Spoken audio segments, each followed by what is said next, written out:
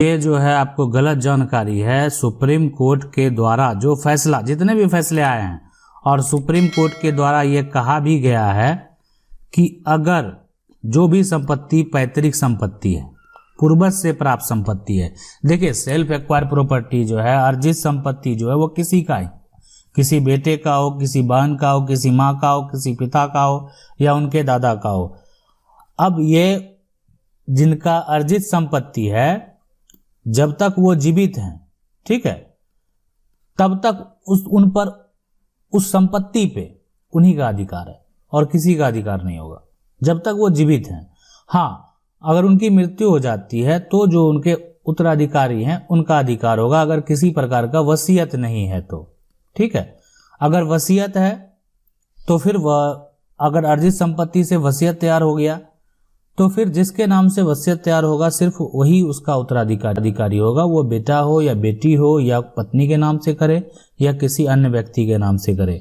लेकिन जब पैतृक संपत्ति है तो पैतृक संपत्ति जब भी होगा तो उस केस में यहाँ पे जो है बेटा और बेटी बस दोनों का हक होगा।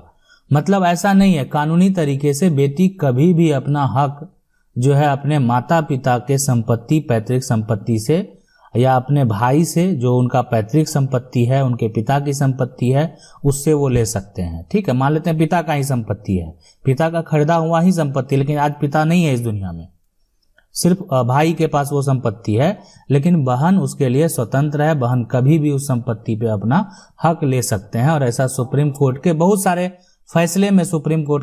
फैसले में ऐसा कहा गया है। तो इसीलिए इस बात को आप कंफर्म कर लें। और इसमें जो है, यहाँ अगर आप गलत हो सकता है कि आप समझ लिए हैं, तो आज जो ये सवाल यही है, कह रहे हैं कि बेटियों को जो है मायके में केवल बिना जो है दिहाड़ी के मजदूर की तरह रखा जाता है, 2 वक्त का खाना दे दिया जाता है और पहनने के 2 कपड़े दे दिए जाते हैं, उसके बाद 2 कपड़े देकर विदा कर दिया जाता है। सुप्रीम कोर्ट का अन्याय वाले फैसले से समाज की कमजोर, बेसहारा, लाचार, तो बिल्कुल आपका ये फैसला जो आप समझ रहे हैं, ऐसा कभी भी कोई फैसला नहीं आया है जिसमें जो है बेटी को हक नहीं दिया गया। और रही बात ये जो आपके कहने की मजदूर की तरह रखा जाता है, तो आज इतने जो पोजीशन पे कोई बेटी पहुंची है तो बिना सिर्फ खाना खिलाने से नहीं पहुंची है, उनका पढ़ाई लिखाई, तो इसलिए हम सबको ऐसे नहीं बोल सकते। हाँ, कुछ माता पिता है तो वो अलग चीज है, अगर ऐसा उनकी मानसिकता है, लेकिन सब ऐसे नहीं हैं। और ज्यादातर जो है, कह सकते हैं आप 99% जो लोग हैं वो अगर अपनी बेटी को या बेटे हो, दोनों के बारे में समान सोचते हैं। कुछ ऐसे लोग हो सकते हैं जो कि भेदभाव रखते हैं, लेकिन फिर भी अब ऐसा समय जो है, एक तरह से अगर देखा जाए, लोग भी दूसरे को देखकर सीखते हैं और आगे बढ़ते हैं। तो जब देखते हैं कि उनकी बेटी आगे बढ़ी है तो वो अपनी भी बच्चे को जो आगे बढ़ाना चाहते हैं।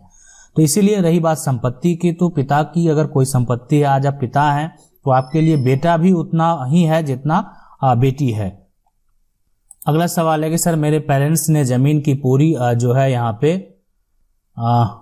पेमेंट की, लेकिन रजिस्ट्री नहीं करा सके।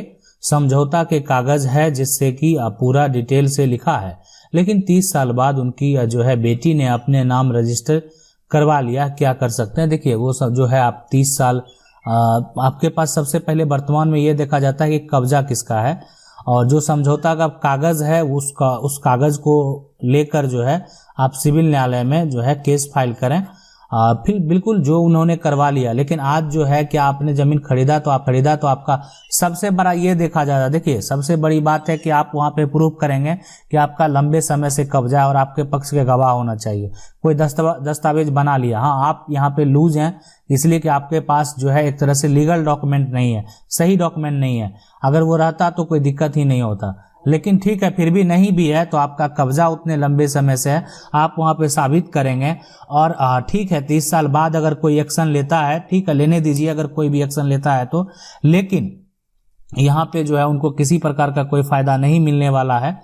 या हो सकता है कोर्ट का जजमेंट क्या कहता है, ये आप जब आपका क्या मामला है पूरा डिटेल से जब उसको देखा जाएगा, लेकिन फिलहाल आप समझ लीजिए कि आपके पास ये छोटी सी प्रूफ है, और यहाँ पे अगर आप उसका कब्जा भी खो देंगे तो फिर आप ये संपत्ति वापस नहीं ले पाएंगे, वो उतना आसान नहीं रह जाएगा फिर।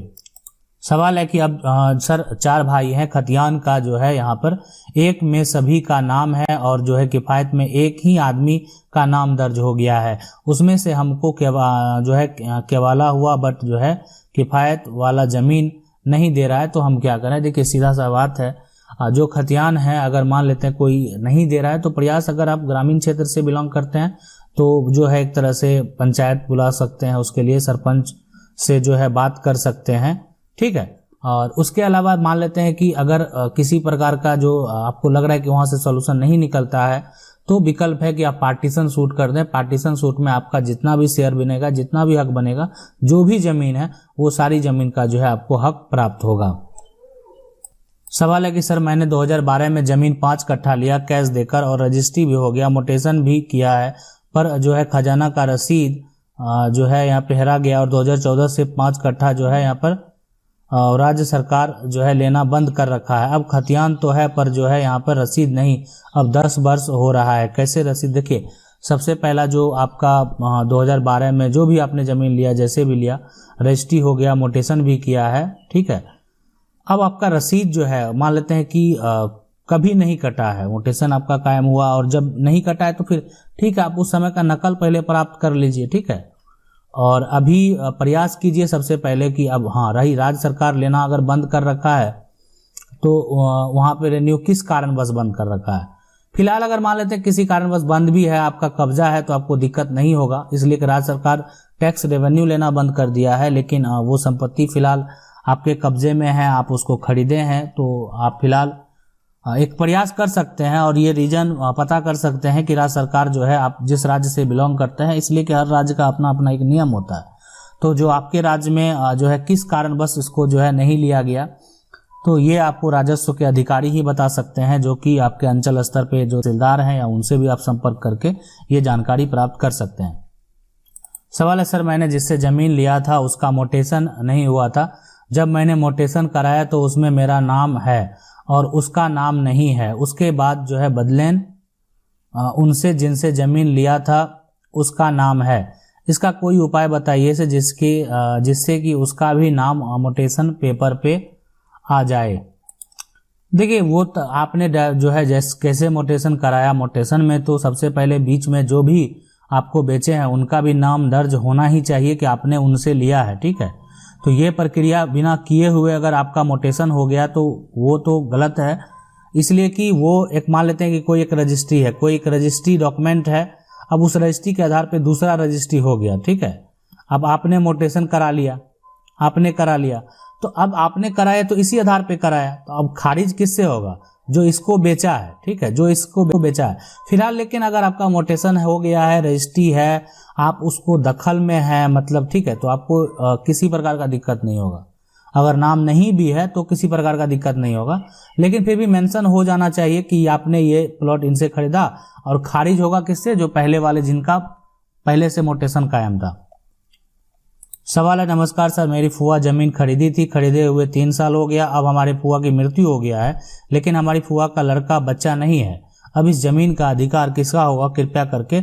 अभी फिलहाल जिसके मान लेते हैं आपके कब्जे में है, आपकी जो फुआ है सबसे पहले, ठीक है, अब उनका कोई किसी प्रकार का वसीयत नहीं है, और तो जैसे फुआ जो होते हैं यहाँ पे, ये अगर इनके नाम से जमीन है, ठीक है, तो अगर इनके मान लेते हैं पति होंगे, ठीक है, तो अभी उनका संपत्ति जो है उनके पति का होगा। पति उसके बाद जैसे पति की भी मृत्यु हो जाती है, उसके बाद भी उनके कोई बच्चे नहीं हैं, ठीक है, जो फुआ के उसके बाद जो भाई होंगे उनका हक बनेगा।